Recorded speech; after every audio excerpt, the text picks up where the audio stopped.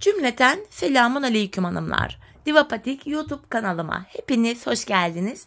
Bugün birlikte dikişsiz, iki şiş, laleli çok güzel bir patik yapacağız. Ben patiğimde piyasada rahatlıkla bulabileceğiniz normal patiklik iplerden kullandım. Yeşil, krem ve pembe tonlarında. İplerimi kenara alıyorum. Şişlerim 3 numara. Patiğimi göstereyim hanımlar. İşte patiğimiz bu şekilde. Laleli, çok güzel, şık, hoş bir model oldu. Baştan sona haroşa örgü tekniği kullandım. Tabanımız bu şekilde. Topuk kısmımız yine böyle. Patiğimizin hanımlar hiçbir yerinde dikiş yok. Bu patik benim elimin ölçülerine göre 37-38 numara ayaklar için uyumlu oldu hanımlar. Örerken sizlere ölçülerinde mezura ile göstereceğim. Ona göre büyüklüğünü ya da küçüklüğünü ayarlayabilirsiniz. Şimdi patiğimizi hemen şu bölümden başlayacağız hanımlar. Şu kenardan krem ipim ile başlayacağım. İpimin ucunda şöyle küçük bir miktar bırakacağım. 20 ilmek atarak başlıyorum hanımlar patiğime. 20 ilmek. Şu birinci ilmeğim. 2, 3, 4, 5, 6, 7, 8, 9, 10. 11, 12, 13, 14, 15, 16, 17, 18, 19 ve 20. 20 ilmeğimi attım. Hemen şu kenarına bir düğüm atacağım hanımlar. Şuraya. Haroşa örgü yapacağız. Örgümüzün hem arka yüzünde düz örgü örünce haroşa oluyor. Hem arka yüzde ters örgü örünce yine haroşa oluyor. Ben örgümüzün her iki tarafında da düz örgü örerek haroşalarımı elde ediyorum. Kenar ilmeğimi örmeden aldım. İlmeklerimi düz olarak yani haroşa olarak örüyorum. Dediğim gibi baştan sona haroşa örgü örerek patiğimizi yapacağız. Bu şekilde hanımlar sıra sonuna kadar hepsini düz örüyorum. Sonuncu ilmeğimi de düz ördüm. Şimdi geri döndük. Geri döndüğümüzde hanımlar ön yüzdeyim. Ön yüzde olduğumuzu şöyle kabul ediyorum. Bu başlangıçtaki minik ipimiz, şu küçük ipimiz eğer sol taraftaysa ön yüzdeyiz demektir. Bakın ön yüzde burada bir diş haroşamız oluştu. Bu şekilde haroşalara devam ediyoruz. Kenar ilmeğimi örmeden aldım. Yine ön yüzdeyim. İlmeklerimi düz olarak örüyorum. 20 ilmekle devam ediyoruz hanımlar.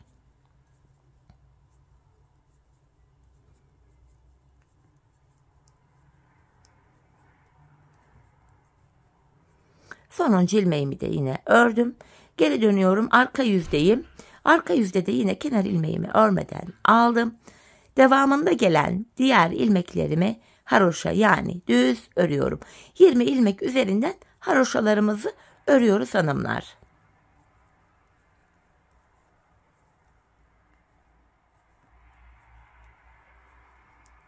Sonuncu ilmeğimi de ördüm. Tekrar geri döndüğümüzde hanımlar bakın ön yüzde şurada 2 diş haroşamız oluştu. Hanımlar ben patiğimin şu kenarına yani şu bölüme toplamda 18 diş 18 sıra haroşa ördüm. Ardından lale modelime başladım.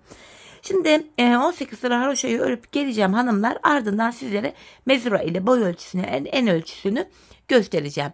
Şimdi hep birlikte bu bölümde artırma ya da eksiltme yapmadan 20 ilmek olarak haroşalarımızı örelim gelelim.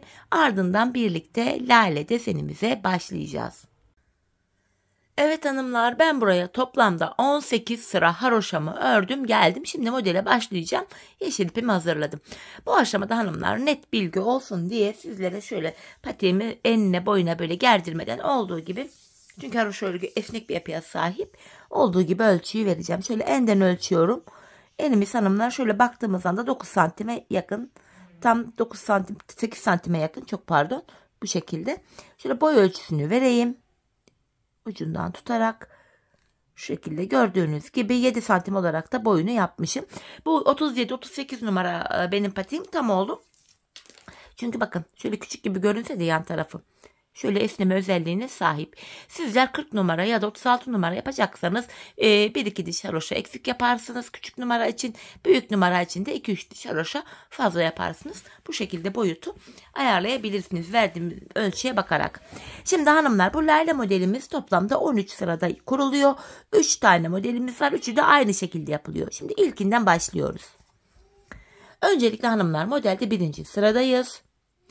10 tane krem örerek başlayacağım. 10 ilmek krem. Kenar ilmeğimle birlikte, bakın kenar ilmeğim 1, 2, 3, 4, 5, 6, 7, 8, 9, 10. Ardından yeşilimi alıyorum. Buraya 4 tane yeşil öreceğim. Şu birinci yeşilim.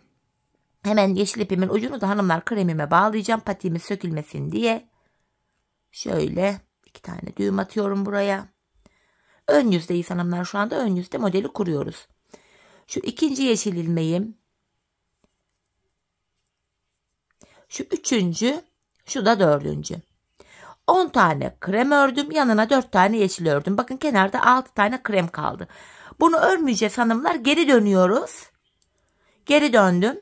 İpim karşıda, ilk ilmeğimi düz örüyorum. İkinci, üçüncü ve dördüncü. Yeşil ilmeklerimi yeşil ipimle ördüm. İpimi aradan geçirerek arkada bırakıyorum. Arka yüzde hanımlar, ön yüzde model kurulumu yapıyoruz. Arka yüzde ilmeklerimizi gördüğümüz renklerle örüyoruz. İp geçişinde bakın ipimi, yeşilimi arka yüzde bıraktım.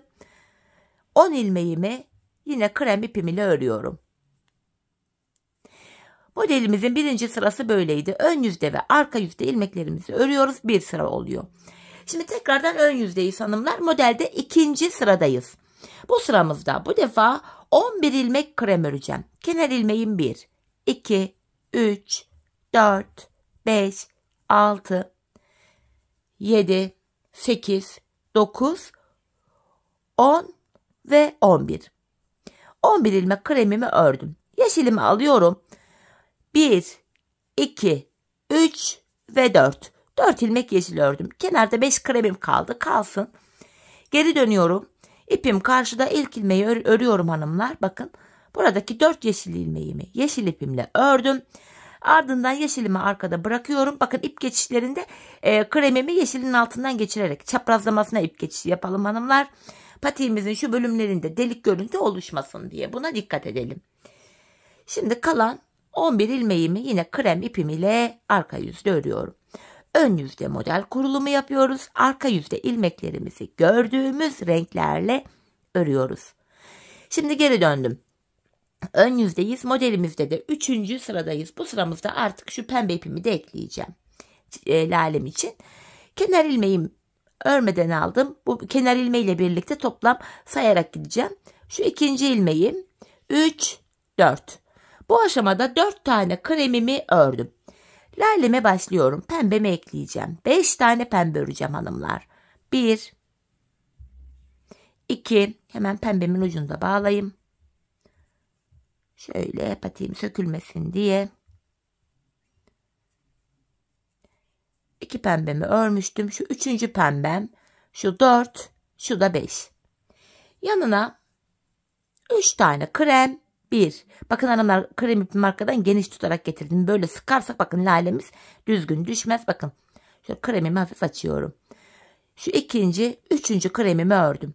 Tekrar yeşilimi alıyorum. Buraya 4 ilmek daha yeşil öreceğim. 1, 2, 3 ve 4. 4 yeşil ördüm. Kenarda 4 krem kaldı. Onu örmüyoruz. Geri döndüm.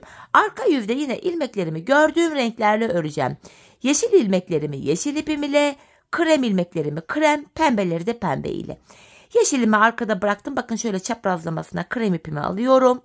Aradaki 3 kremimi krem ile örüyorum. Tekrar kremimi arkada bıraktım. Bu defa şöyle kremin altından geçirerek pembemi alıyorum. 5 pembe ilmeğimi de pembe ipim ile örüyorum. Bu şekilde yine pembemi arkada bıraktım. Kalan son 4 ilmeğimi de yine krem ipim ile örüyorum. Bu şekilde. Şimdi geri dönüyoruz hanımlar. Modelde 4. sıradayız. 4. sıra. Bu sıramızda ilk 5 ilmeğim krem olacak. Kenar ilmeğim 1, 2, 3, 4 5. Yine şöyle pembemi alıyorum. 5 tane pembe öreceğim. 1, 2, 3, 4, 5. Kremimi alıyorum. Buraya 3 tane krem, 2, 3. Şimdi de yeşilimi alıyorum. 4 tane yeşil. 3 ve 4. Bakın bu defa kenarda 3 krem kaldı. Geri dönüyorum. Arka yüzde yine ilmeklerimizi gördüğümüz renklerle örüyoruz. Yine ilk ilmeğimi örerek başladım. 4 yeşilimi ördüm. Yeşili arkada bıraktım. Kremimi alıyorum. 3 kremimi yine krem ile örüyorum. Yine bakın kremi bıraktım. Şöyle çaprazlamasına pembeyi aldım. 5 pembe ilmeğimi pembe ipim ile örüyorum. Tekrar kremimi aldım. Kalan 5 ilmeğimi krem ipim ile örüyorum. Hanımlar, modelde 4. sıramız böyleydi. Şimdi ön yüzdeyiz. Bu defa yaprak yapmayacağız. Lale ile devam edeceğiz. Modelde 5. sıramız. Bu sıramızda ilk 6 ilmeğimi krem ile öreceğim. Kenar ilmeğim 1, 2, 3, 4, 5, 6. Ardından şöyle yine pembemi alıyorum. 5 pembe. 2, 3, 4, 5. Şimdi diğer ilmekleri örmeden 5 pembeyi ördüm. 5 pembeden sonra geri dönüyorum. 5. sıramız böyle oluyor. Yine ilk ilmeğimi düz örüyorum. İlmeklerimi arka yüzde gördüğüm renklerle örüyorum. Pembelerim bitti. Şöyle çaprazlamasına ip değişikliği yaptım. Kalan 6 ilmeğimi krem ipim ile örüyorum. 5. sıramızı bitirdik hanımlar. Ön yüzde 6. sıradayız. Bu sıramızda da hanımlar 7 tane krem öreceğim. Kenar ilmeğim 1, 2, 3, 4, 5, 6, 7. Tekrar pembemi alıyorum. 5 pembe. 1, 2, 3, 4, 5. 5 pembeden sonra yine geri döndüm. İlmekleri gördüğüm gibi örüyorum. Pembe ilmeklerimi pembe ipim ile, krem ilmeklerimi krem ipim ile. Çaprazlamasına yine ip değişikliği yaptım. 7 ilmeğimi krem ile örüyorum. 6. sırayı bitirdik. Şimdi 7. sırada tam bu ortayı yapacağız hanımlar. Tam bu orta kısmı. Bu sırada 6 tane krem öreceğim. 7. sıramız. Kenar ilmeğim 1, 2, 3, 4, 5, 6. Şöyle çaprazlamasına yine pembemi aldım. Buraya bir ilmek pembe örüyorum. Tekrar kremimi aldım. Bu defa kalan ilmeklerimin tamamını sıra sonuna kadar krem ipim ile örüyorum. Bakın, bu yeşilden sonra şurada bir diş haroşa oluyor krem ile. Bu bölümü yapıyoruz. Tam ortadayız.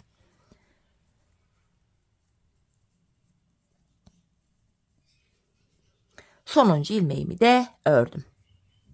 Şeklimiz yavaş yavaş hanımlar ortaya çıkmaya başlıyor bu şekilde. Şimdi yine geri döneceğiz ve arka yüzde ilmekleri gördüğümüz gibi öreceğiz. Kenar ilmeğimi örmeden aldım. Krem ilmeklerimi krem ipim ile öreceğim. Bir tane pembemi pembe ile öreceğim. Arka yüzde 7. sıramızı böylece tamamlayacağız. Yine bakın kremimi arkada bıraktım. Pembemi şöyle çaprazlamasına alıyorum. Bir pembemi pembe ile ördüm. Tekrar kremimi alıyorum. Kalan 6 ilmeğimi krem ipim ile örüyorum. 7. sıramızı da böylece bitirdik hanımlar. Şimdi geri dönüyorum. Ön yüzde ve 8. sıradayız. Bu sıramızda 7 ilmek krem öreceğim. Kenar ilmeğim 1, 2, 3, 4, 5, 6, 7. Şimdi pembe ipimi şöyle alıyorum. Buraya 5 pembe öreceğim. 1, 2, 3, 4, 5. Lalemizin ikinci yarısını yapıyoruz. 5 pembeden sonra yine geri dönüyorum. Bakın arka yüzdeyim. İlk ilmeğimi yine düz ördüm. İlmeklerimi gördüğüm renklerle örüyorum. Krem ilmeklerimi krem ipim ile örüyorum hanımlar. Şimdi geri döndük. Modelde 9. sıradayız.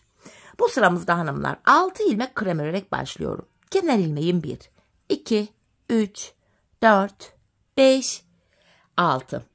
6 tane kremimi ördüm. Şimdi şöyle çaprazlamasına yine pembemi alıyorum. 5 pembe. 1, 2, 3, 4, 5. Geri dönüyorum yine 5 pembeden sonra. Yine ilk ilmeğimi ördüm. Pembe ilmeklerimi pembem ile örüyorum. Bakın pembeyi arkada bıraktım. Kalan 6 ilmeğimi krem ipim ile örüyorum. Şimdi ön yüzdeyiz hanımlar, modelimizde 10. sıradayız. 10. sırada 5 tane krem ile başlıyorum patiğimi örmeye. 5 krem. Şu kenar ilmeğim 1, 2, 3, 4, 5. Çaprazlamasına şöyle pembemi aldım. 5 tane pembe öreceğim. Şu birinci pembem, 2, 3, 4, 5. Yanına 3 tane krem, bu defa yaprağımızın ikinci yarısı da yapılacak çünkü. 3 tane krem örüyorum. Alttan yine hanımlar şöyle yeşil ipimi alıyorum. Şöyle 4 yeşil. 3, 4. Kenarda 3 ilmek kaldı. Bunu örmüyoruz. Geri döndüm. Yine ilmeklerimizi arka yüzde gördüğümüz renklerle örüyoruz. Yeşil ilmeklerimi yeşil ipim ile, krem ilmeklerimi krem ipim ile, pembe ilmeklerimi de pembe ipim ile arka yüzde örüyorum. Tekrar bakın çaprazlamasına ipimi aldım, pembe ipimi. 5 tane ilmeğimi pembem ile örüyorum. Tekrar pembeyi arkada bıraktım. Kremimi aldım. Kalan 5 ilmeğimi krem ile örüyorum. 10. sırayı da böylece tamamladık hanımlar. Geldik 11. sıramıza. Bu sıramızda 4 ilmek krem ile başlayacağım modelime. 4 tane krem. 1, 2, 3 ve 4. Tekrardan şöyle çaprazlamasına pembemi alıyorum. Buraya 1, 2, ilmeğim yarım geldi. 3, 4, 5 tane pembe ördüm. Tekrar kremimi alıyorum. 3 tane krem öreceğim hanımlar. 1, 2, 3. Sonra yine şöyle yeşilimi aldım. 4 tane yeşil. 1, 2, 3, 4. Bu kenardaki yeşili örmeyeceğiz artık. 4 yeşili ördük. Geri dönüyorum. Yine arka yüzde hanımlar ilmeklerimi gördüğüm gibi öreceğim. Yeşil ilmeklerimi yeşil ile. Bakın ip değişikliği yapıyorum. Krem ilmeklerim krem ile.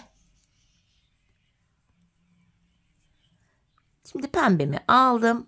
5 pembemi pembe ipim ile öreceğim arka yüzde. Ve tekrar kremimi aldım. Kalan 4 ilmeğimi kremim ile örüyorum. Bu şekilde. Şimdi baktığımızda hanımlar bu laleyi tamamladık. Şimdi modelde 12. sıraya geldik. 12. sıramızda yaprağımızı yapacağız. Zaten 13 sıradan oluşan bir modelde pembe ipimiz bekleyecek hanımlar. İkinci lalede yine aynı pembeyi kullanacağız. Modelimizde 12. sıradayız. Şimdi ilk 11 ilmeğimi krem ile öreceğim. Şu kenar ilmeğim 1, 2, 3, 4, 5, 6, 7, 8, 9, 10, 11. 11 kremden sonra yeşilimi şöyle çaprazlamasına aldım yine. 4 tane yeşil örüyorum. Bu şekilde. 4 yeşilden sonra geri döndüm. Yine arka yüzde ilmeklerimizi gördüğümüz gibi örüyoruz. Yeşil ilmeklerimi yeşil ipim ile ördüm. İp değişikliği yapıyorum. Kalan 11 ilmeğimi krem ipim ile örüyorum hanımlar. 13. sıra arka yüzde, 12. sırada arka yüzde ilmeklerimiz böyle örülüyor. Şimdi geri döndüm. Ön yüzdeyim ve modelimde 13. yani sonuncu sıradayım. Bakın ilk lalemiz hanımlar ortaya çıktı. İkinci lalemizi de şimdi birlikte yapacağız. Bu sıramda da ilk 10 ilmeğimi krem ile öreceğim. Kenar ilmeğim 1, 2, 3, 4, 5, 6, 7, 8, 9, 10. Ardından yeşilimi alıyorum şöyle çaprazlamasına. 4 tane yeşil. 2, 3, 4. 4 yeşilimi ördükten sonra yine geri döndüm. İlk ilmeğimi düz örerek başlıyorum. İkinci, üçüncü ve dördüncü yeşil ilmeğimi de yeşil ipimle ördüm. Yeşilimi arkada bırakıp kremimi alıyorum. Şişimdeki 10 ilmeğimi krem ile sıra sonuna kadar örüyorum. 13 sıradan oluşan modelimiz hanımlar bu şekildeydi. Bakın lalemizi yaptık. Yani şu kenardaki ilk lalemiz. Şöyle. Toplamda 3 lale yaptık hanımlar. Lale aralarında şöyle bakın yakın göstereyim. İkişer diş haroşamız var krem ipimiz ile. Bu aşamada hanımlar ilmeklerimizin tamamını sıra sonuna kadar krem ipimiz ile haroşa olacak şekilde örüyoruz. Hepsini krem ile örüyoruz. İlk lalemizi bitirdik. Aradaki haroşalarımızı yapıyoruz şimdi. Bakın hepsini krem ile örüyorum. Sıra sonuna kadar.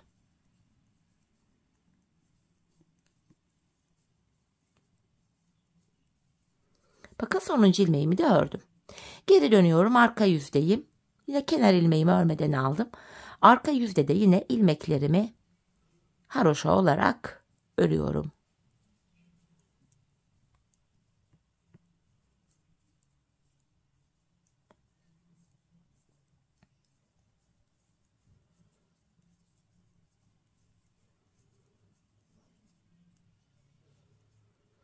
Evet hanımlar bakın. Burada bir diş haroşam oluştu. Lale arasında 2 diş haroşa olacaktı. Şimdi tekrar ana renk ipimiz ile yani krem ile burada ön yüzde düz, arka yüzde düz olacak şekilde bir diş haroşa daha örelim. Gelelim sizlere ikinci lalenin başlangıcını da anlatacağım. Evet hanımlar araya bir diş haroşa daha ördüm. Laleden sonra bakın şurada 1-2 diş haroşamız oluştu.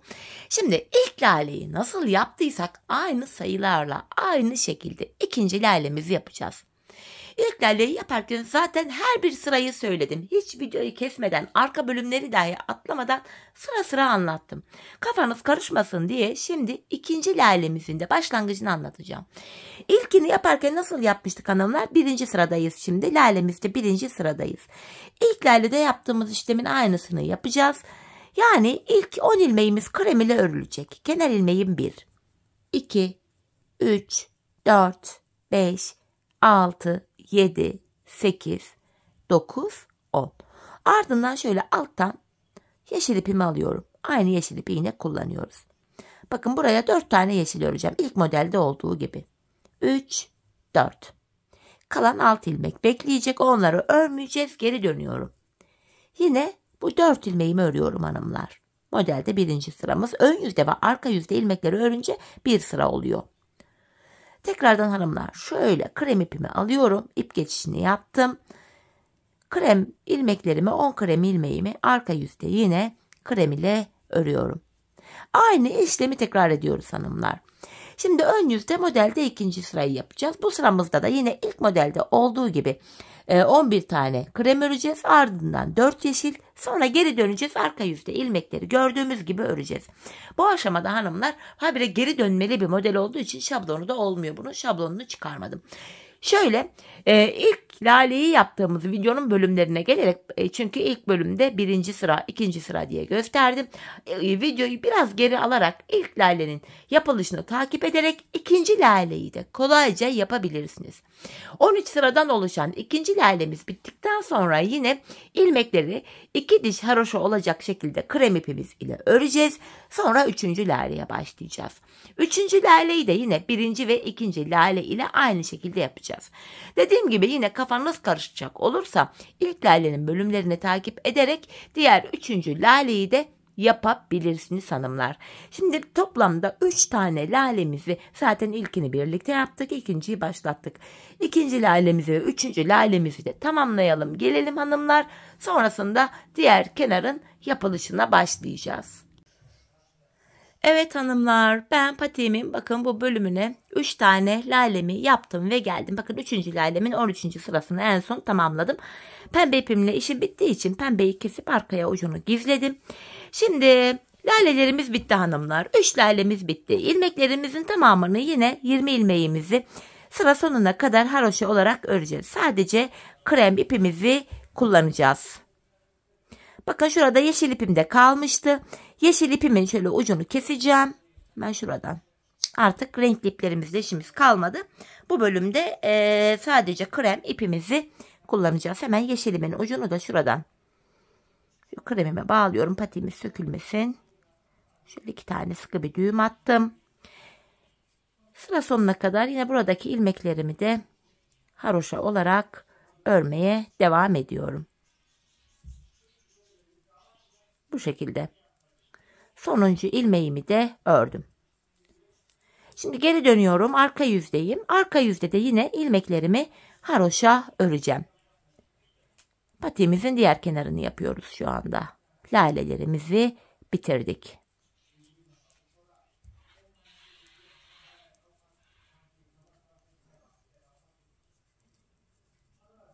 Bu şekilde. Yine sonuncu ilmeğimi de ördüm. Şimdi geri döndüğümüzde hanımlar bakın burada yeşilden sonra hemen laleden sonra bir diş haroşamız oluştu. Hanımlar bu kenara bakın. Ben şu kenara yaparken bakın ilk başta krem ipimizle 18 diş 18 sıra haroşa örmüştüm. Buraya da yine aynı şekilde 18 sıra haroşa öreceğim. Sizler eğer bu kenara 20 sıra haroşa ördüyseniz buraya da 20 örmeniz gerekiyor. Ona 16 sıra ya da 17 sıra haroşa ördüyseniz buraya da aynı sayıda örmeniz gerekiyor. İki yan eşit olmalı. Şimdi hep birlikte patiğimizin bu sağ kenarında sol kenarıyla aynı olacak şekilde tamamlayalım gelelim. Sonra patiğimizin tabanına geçeceğiz. Evet hanımlar bu kenara da yine 18 diş 18 sıra haroşamı ördüm geldim. Ardından ön yüzde ilmeklerimi tamamen düz ördüm. Çünkü bu kenarda arka yüzde kesimimi yapacağım. Geri dönüyorum hanımlar. İlmeklerimizi ikişer ikişer toplayarak kesiyoruz. Biraz esnek gevşek bir kesim yapalım. Patiğimizin arka bölümünü örerken bu kesim yaptığımız ilmek yerlerinden yine ilmekler çıkaracağız. İlmekleri rahat çıkartabilelim diye esnek yani gevşek bir kesim yapmamızda fayda var. Sırasıyla ilmeklerimi kesiyorum.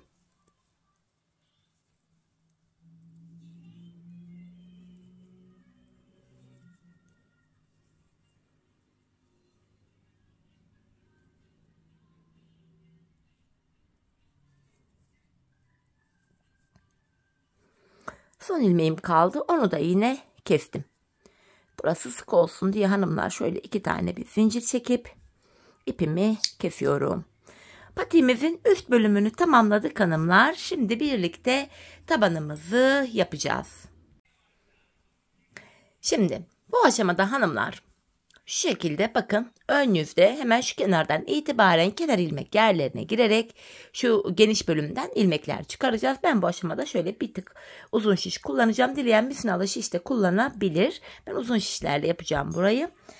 Buralara hanımlar sırayla girerek krem ipimizle ilmekler çıkaracağız. Bakın ilk kenar ilmek yerim şurası. Buraya girerek şöyle ilmek çıkartıyorum. Hanımlar sırasıyla kenar ilmek yerlerine ilmeğin iki kanadına birden girerek ilmek çıkarıyoruz. İkinci ilmeğimi çıkarttıktan sonra ipimin ucunu burada şöyle kendine bağlıyorum. Sıkı bir düğüm attım buraya. Sökülme açılma olmasın burada diye. Bakın teker teker kenar ilmek yerlerine girerek ilmek çıkartıyorum. Bakın 5 ilmeğim oldu. 6. ilmeğim 7, 8, 9, 10. 10 ilmeğimizi çıkarttık. Biz bu işlemi hanımlar diğer uca kadar buralardan tamamen ilmek çıkaracağız. Diğer bakın şu kenara kadar son kenar ilmek yerlerine kadar devam edeceğiz. Ben bu aşamada buraya 81 adet ilmek çıkarttım hanımlar. Siz şu haroşa sayılarını 18 değil de 20 yaptıysanız ya da 15-16 yaptıysanız artık sayı değiştiyse 81 değil de belki 79 ilmeğiniz olacak. Belki 85 ilmek sayıları 3-5 tane oynayabilir bu haroşalardaki farklılıktan dolayı. Ama ben dediğim gibi 81 tane ilmeğimi çıkarttım. Şimdi diğer uca kadar kenar ilmek yerlerine girerek ilmeklerimizi çıkartalım gelelim. Sıra sonuna kadar hanımlar ilmeklerimi çıkarttım. Şişimde 81 ilmeğim var. Şimdi geri dönüyorum. Arka yüzdeyim. Bu aşamada ilk ilmeğimi örmeden alıyorum. İlmeklerimi sırasıyla haroşa yani düz olarak örüyorum hanımlar. Ön yüze bir diş haroşa çıkıyor böylece. Bu şekilde. Sıra sonuna kadar ilmeklerimizi haroşa olarak örelim gelelim. Evet Evet hanımlar, ilmeklerimi sıra sonuna kadar ördüm. Bakın ön yüzde bir diş haroşam oluştu. Şimdi patiğimin şu burun kısmından, orta kısmından başlayarak tabanımızı öreceğiz. Burun kısmına 5 ilmek olarak başlayacağız. Sonra yanlardan birer ilmek ekleyerek tabanda 15 ilmek olana kadar devam edeceğiz. 15 ilmekten sonra kesimlere başlayacağız.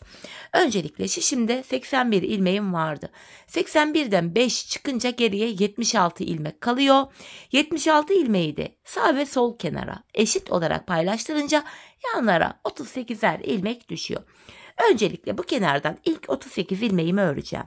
Şu kenar ilmeğim 1, 2, 3, 4, 5, 6, 7, 8, 9, 10, 11, 12, 13, 14, 15, 16, 17, 18, 19, 20, 21, 22, 23, 24, 25, 26, 27, 28, 29, 30, 31, 32, 33, 34, 35, 36, 37, 38. 38 ilmeğimi ördüm. Şimdi burun kısmı için bir 5 ilmek daha öreceğim hanımlar. 1, 2, 3, 4, 5. Saydığımız anda bu sol kenarda da 38 ilmeğimiz kalıyor. 5 ilmeğimi ördüm. Geri dönüyorum. Hanımlar, bu aşamada ipimiz hep karşıda olacak ve ilk ilmeği örmeden alacağız. İlk ilmeğimi örmeden aldım. Burun kısmındaki 5 ilmeğimi böyle öreceğim. Şu ikinci ilmeğim 3, 4, 5. Burundaki 5 ilmeğimi ördüm. Tekrar geri dönüyorum. Şimdi ön yüzdeyim. 5 ilmekle burada bir diş haroşamız oluştu. Şimdi hanımlar, yine ipimiz karşıda, ilk ilmeği örmeden alıyoruz. 2, 3, 4, 5 ilmeğimi ördükten sonra şişimden bir ilmek daha örerek ortaya ekliyorum. Ortada 6 ilmeğim oluyor. Geri dönüyorum. İpim karşıda, ilk ilmeği örmeden aldım. Ortadaki 6 ilmeğimi böyle öreceğim. Şu 3 oldu. 4, 5, 6. Şişimden bir ilmek örerek yine ortaya ekledim. Ortada bu defa 7 ilmek oldu. Her seferinde şişimizden birer ilmek alacağız. Sağ ve sol kenardan. Orta kısımdaki ilmek sayıları artacak. 15 ilmek olana kadar bu işleme devam edeceğiz. Şimdi ortada 7 ilmeğim var. İpim karşıda, ilk ilmeği örmeden aldım. 2, 3, 4, 5, 6, 7. Yandan da bir ilmek alarak örerek ortaya ekledim. 8 ilmeğim oldu. Geri dönüyorum. İpim karşıda, yine ilk ilmeği örmeden aldım. 8 ilmeğimi öreceğim. İkinci ilmeğim 3, 4, 5, 6, 7, 8. Bir ilmek de yandan alarak örüyorum. 9. Geri döndüm hanımlar. Yine ipim karşıda. İlk ilmeği örmeden alıyorum. 9 ilmeğimi öreceğim. 2, 3, 4, 5, 6, 7, 8, 9. Yandan da bir ilmek örerek ekledim. 10 oldu. Geri dönüyorum. Yine orta kısımdaki 10 ilmeğimi öreceğim. Şu ilk ilmeğim 2, 3, 4, 5, 6, 7, 8, 9, 10. Yandan da bir ilmek örerek ekliyorum. 11 ilmek oldu hanımlar bu orta kısımda. Geri dönüyorum. Ortadaki 11 ilmeğimi öreceğim. İlk ilmeğim şu ikinci, 3, 4, 5, 6, 7, 8, 9, 10, 11. Yandan bir ilmek örerek ortaya ekledim. 12. Geri dönüyorum. İpim karşıda yine ve ilk ilmeği örmeden aldım. Şimdi 12 ilmeğimi öreceğim. 3 oldu. 4, 5, 6, 7, 8, 9, 10, 11, 12. Bir ilmek örerek yine ortaya ekledim. 13. Dediğim gibi 15 olana kadar yapacağız hanımlar. Son kez tekrar edeceğiz aynı işlemi. İpim yine karşıda, ilk ilmeği örmeden aldım. 13 ilmeğimi öreceğim. Bakın 4 oldu burada. 5, 6, 7, 8, 9, 10, 11, 12, 13. Bir ilmek daha örerek ortaya ekledim. 14. Bakın burun kısmında şurada oval bir görüntü oluştu. Ayak anatomisine de uyumlu oluyor hanımlar böyle olunca. 14 ilmeğim oldu. Tekrar geri dönüyorum. İpim karşıda, ilk ilmeği örmeden aldım. 14 ilmeğimi bu şekilde öreceğim. İkinci ilmeğim 3, 4, 5, 6, 7, 8, 9, 10, 11, 12, 13, 14 ve bir ilmek daha örerek ekledim 15. Artık orta kısımda hanımlar 15 ilmeğimiz oldu. Şimdi 15 ilmek üzerinden patiğimizin tabanını öreceğiz. Gördüğünüz üzere bakın burun kısmımız şöyle görünüyor. Bu aşamada hanımlar kesimlere de başlıyoruz. Tabanda son bir ilmek kalana kadar öreceğiz. Yani 14 ilmeği öreceğiz. 15. de kesimimizi yapacağız. İpim karşıda, yine ilkini örmeden aldım. 2, 3, 4, 5, 6, 7, 8, 9, 10, 11, 12, 13, 14. 15. ilmeği örerken yandan da bir ilmek alıyorum. İkisini keserek örüyorum. Kesimden sonra geri dönüyorum. Yine ipim karşıda, ilkini örmeden aldım. 14 ilmeğimi öreceğim. Şu ikinci, 3, 4, 5, 6, 7, 8, 9, 10, 11, 12, 13, 14. 15. ilmekte yandan da bir ilmek alıyorum. İkisini keserek örüyorum. Tekrar geri döndüm hanımlar. Bu aşamada her defasında ilmekleri saymaya gerek yok. Şöyle ki bakın, bu taban ile kenarlar arasında şöyle gördüğünüz gibi bir açık ayrık bir görüntü var. Bu tabanla o yanlardaki ilmekleri birbirinden ayıran bölüm. Bu bölümde şu tabanda son bir ilmek kalana kadar öreceğiz. Sonuncu ilmekte kesimi yapacağız. Şimdi bakın saymadan gideceğim. İpim karşıda, ilk ilmeği örmeden aldım. İlmeklerimi örüyorum. Sayma yok, sırasıyla örüyorum. Son bir ilmeğim kalana kadar. Bakın son bir ilmek kaldı. Bunu örerken şişimden de bir ilmek alıyorum. İkisini keserek ördüm. Tekrar geri dönüyorum hanımlar. Yine ipim karşıda, bakın taban ile yan taraf arasında ayrık bir görüntü var. Yine son bir ilmek kalana kadar öreceğim. İlk ilmeği örmeden alıyorum. Diğer ilmeklerimi sırasıyla haroşa örüyorum. Son bir ilmeğim kalana kadar. Bakın son bir ilmek kaldı. Bunu örerken yandan da bir ilmek alıyorum. İkisini keserek örüyorum. Patiğimizin tabanı 15 ilmek üzerinden bu şekilde örülecek hanımlar. Biz bu kesme işlemine bu sağ ve sol taraftaki ilmekler bitene kadar devam edeceğiz. 15 ilmek üzerinden bu şekilde öreceğiz. Kesim sonunda şişimizde sadece tabanda kullandığımız 15 ilmeğimiz kalacak. Şimdi hep birlikte patiğimizin tabanını sizlere gösterdiğim gibi örelim gelelim. Evet hanımlar, patiğimin taban bölümünü sizlere tarif ettiğim gibi 15 ilmek olarak ördüm geldim. Şimdi 15 ilmek olarak patiğimizin şu arka bölümünü yapacağız, şu topuk kısmını. Bu aşamada hanımlar yine haroşa örgüye devam ediyoruz. Şu an ön yüzdeyim. Bakın ipim karşıda, ilk ilmeğimi örmeden aldım. Haroşaya devam ediyorum hanımlar. Son 2 ilmeğim kalana kadar öreceğim.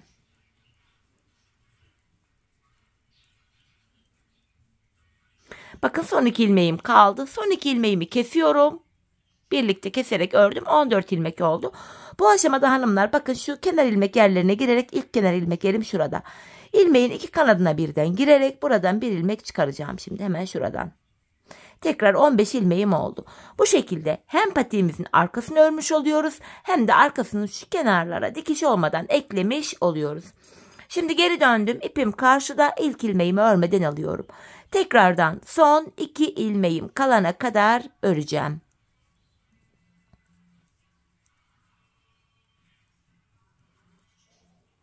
Yine son 2 ilmeğimi kesiyorum hanımlar. Bu kenarda ilmek çıkartırken şöyle arkadan girip şu şekilde ilmek çıkartabilirsiniz. Bu şekilde zorlananlar olabilir. Onlar da şöyle yapsın hanımlar. Bakın şöyle geri dönüyoruz. Sağ kenarda ilmek çıkartırken ön yüzde. Şurada bakın ilk kenar ilmek yeri var. İlmeğin 2 kanadına birden girerek buradan ilmek çıkartabilirsiniz. Şimdi ilmeğimi çıkarttım. Tekrar son 2 ilmeğim kalana kadar öreceğim.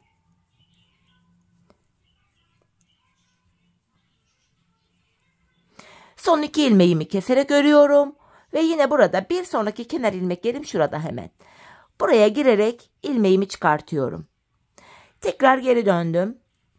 Yine ipim karşıda ve ilk ilmeği örmeden aldım. Son 2 ilmeğim kalana kadar öreceğim. Arka bölümde yapacağımız işlem bu. Son 2 ilmek kalana kadar örüyoruz. Son 2 ilmeği kesiyoruz ve sıradaki kenar ilmek yerinden ilmek çıkarıyoruz. Bakın son 2 ilmeğimi kesiyorum. Bu sağ kenarda ön yüzde ilmek çıkartıyorduk. Hemen geri döndüm. Ön yüzde bir diğer kenar ilmek yerine ilmeğin iki kanadına birden girerek ilmeğimi çıkartıyorum. Tekrar 15 ilmeğim oluyor. Patiğimizin arkası bu şekilde örülüyor hanımlar. Biz bu işleme şuraya ve şuraya gelene kadar, bakın şurası ve hemen ipin olduğu yer burası. Son kenar ilmek yerlerine gelene kadar bu işleme devam edeceğiz. Şimdi hep birlikte patiğimizin arka bölümünü örelim gelelim. Evet hanımlar, patiğimin arka bölümünü son kenar ilmek yerlerine kadar yaptım geldim. Şimdi bu aşamada ilmeklerimiz kesiliyor. Tekrar ikişer ikişer toplayarak ilmeklerimi keseceğim. Şu da başlangıç ipimiz de hanımlar burada kaldı. Kesim yaparken bu ipimizin ucunda gizleyelim. Şöyle ipin üzerinden atlata atlata gizleyerek götürüyorum. Sonradan ip gizlemek durumunda kalmıyoruz. Böyle rahat oluyor. İlmeklerimizi yine aynı şekilde ikişer ikişer toplayarak kesiyoruz.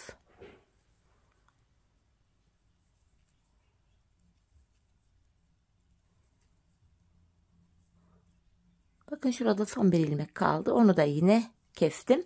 Bu aşamada hanımlar kenarda tümsek bir görüntü oluşmasın diye hemen dibine şöyle batarak burayı bir düzlüyorum. Bir tane de zincir çekip ipimi kesiyorum. Hemen bu ipimizin ucunu da gizleyeyim. Bir de kenar oyamız var hanımlar. Dileyen böyle sade de kullanabilir. Fakat kenar oyası bayağı bir yakıştı. Patiğin kenarları böyle daha sıkı, daha güzel oluyor. Kenar oyası yapmanızı da tavsiye ederim. Şöyle sıkılayarak ucu gizliyorum. Bir türlü gizleyemedim, ne oldu? Şöyle arka ilmek aralarından ipimin ucunu geçirdim. Hanımlar, patiğimiz normalde hemen düzelteyim. Görüntüsü böyle, bakın. Haroşa örgü olduğu için gayet esnek. Dediğim gibi böyle sade de kullanabilirsiniz. Fakat kenar oyası da inanılmaz yakıştı. İki sıradan oluşan bir oyamız var. İlk sırasında yeşil ipimi kullanacağım. Yeşil ipimle hanımlar hemen şu kesimimi yaptığım yerden şöyle ipimi takarak şuraya, bakın kenar ilmek yerine şuraya. Yeşil ipimi hemen şuraya takıyorum. Bakın bir ilmek çıkarttım. Buraya şöyle bir tane bir zincir atarak ipimi sıkılıyorum. Hanımlar, sık iğne yöntemi yapacağız. Sıradaki, bakın ilk kenar ilmek yerine girerek ilmeğin iki kanadına birden bu şekilde sık iğnemizi yapıyoruz. Şöyle kenar ilmek yerine giriyoruz. İlmeğin iki kanadına birden. Sık iğnemizi çok sıkı yapmayalım hanımlar. Bakın şişimli tığımda ilmeğim gayet gevşek duruyor. Gevşek bir şekilde böyle patiğimizin çevresini dolanıyoruz. Kenar oyamızın ilk sırası bu. Bu şekilde ilk başladığımız yere kadar patiğimizin çevresini şuraya kadar yapalım gelelim. İlk başladığım yere kadar kenar oyamı yaptım. En son buraya bir zincir çekip yeşil ipimi kesiyorum. Hemen yeşil ipimin ucunu şöyle yine ilmek aralarından girerek gizleyeceğim hanımlar. İp gizleme işlemi önemli. Hani patiği ayağa giyince bu ipuçları arkadan çıkarsa çok çirkin bir görüntü oluşturur. Bu nedenle gizleme işine önem verelim. Şimdi kenar oyamızın ikinci sırasını yapacağım hanımlar. Onu da patiğimde kullandığım renklerle yapıyorum yine, bakın. Pembe ipim ile yapacağım. Önce yine şöyle bir ilmek oluşturacağım. Bu sırada ters sık iğne yöntemi yapacağız hanımlar. Hemen bu bitirdiğimiz yerden itibaren şöyle ilmeğimi sabitledim. Hanımlar, geri geri gideceğiz. Bakın bir öndekine değil, bir gerideki yeşil sık iğnenin içine batarak giriyorum. İlmek çıkartıp bunları topluyorum. Bu şekilde. Bakın bir gerideki yeşil sık iğnenin içine girerek ilmek çıkartıyorum. Tığımdaki ilmekleri topluyorum. Geri geri giderek sık iğnemizi yapıyoruz hanımlar. Soldan sağa gidiyoruz. Bakın bir gerideki yeşil sık iğneye girdim. İlmek çıkartıp tığımdaki ilmeklerimi topluyorum. Bu şekilde. Yine aynı işlemi hanımlar ilk başladığımız yere kadar, şu pembe olan yere kadar bu şekilde yapacağız. Patiğimizin çevresini buraya kadar ters sık iğne yöntemi ile dolanalım gelelim. Pembe kenar oyamı da hanımlar tamamladım gördüğünüz gibi. Yine buraya da bir tane zincir çekip artık pembe ipimi de kesiyorum. Patiğimizi bitirdik hanımlar. Hemen pembe ipimin ucunda gizleyeceğim. Sonra patiğimizi ayağımıza giydirelim, birlikte bakalım nasıl olmuş. Şöyle ilmek aralarından geçirerek ipimin ucunu gizliyorum.